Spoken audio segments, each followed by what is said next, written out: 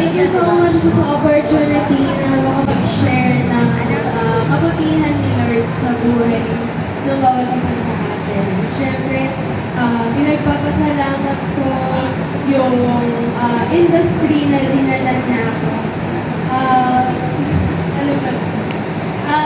Noong nakaraan lang po, nag-share ako dito sa church. Online siya. Nakwento ko ron na talagang na-serious po talaga. Hindi mawala po sa isip ko yung sinabi sa akin ng kapatid ko. Yung galing mo Ayun, sabi niya sa akin, kasi nagdadrama ako sa kanya. Sabi niya, baka pinagpahinga ka lang ni Lord kasi mapapagod ka sa susunod na buwan. Dahil marami kang wikipagkain. Sabi niya, and hindi mo wala sa isip ko yun. And grabe, totoo nga, napagod na ako. And so, di naman po, parang thank you kay Lord kasi lahat naman yun sa kanya nang galing. Hindi ko naman magagawa yun kung hindi niya ako binigyan ng lakas, ng opportunity, and also ng mga tao na sumusuporta sa akin.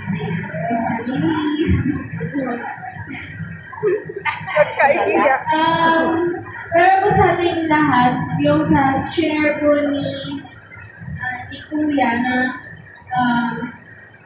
tayo po, itatest talaga tayo ni Lord sa maraming bagay. Parang nalaman ni Lord na talagang gusto mo yung bagay na hinihiling mo. And sobrang nung time na yun, gusto ko na rin sumuko. And then suddenly, mayroong message. Ayan, tapos sunod-sunod siya. Thank you, Lord. Wala po ko itong masabi.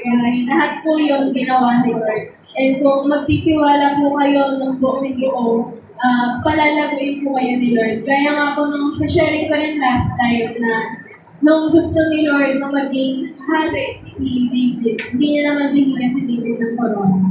Binigyan niya siya ng pagsubok po siya sa buhay. And nung napagtagumpayan na yun, that's when he earned yung pagiging hari, na-earn niya yun. At yun yung pinakamasarap na maramdaman sa buhay na hindi mo lang siya basta natanggap, kundi pinaghirapan mo siya with blessing with her. Thank you so much.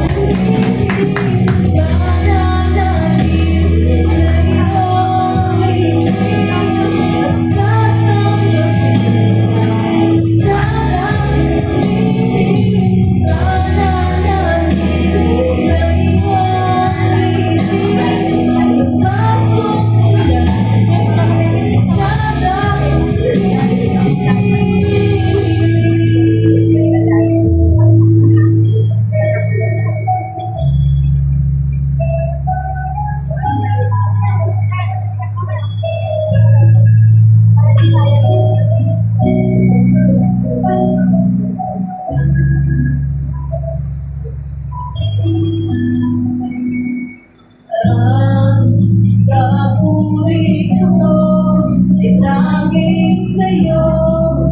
Sa'yo lang ang hinihiyan.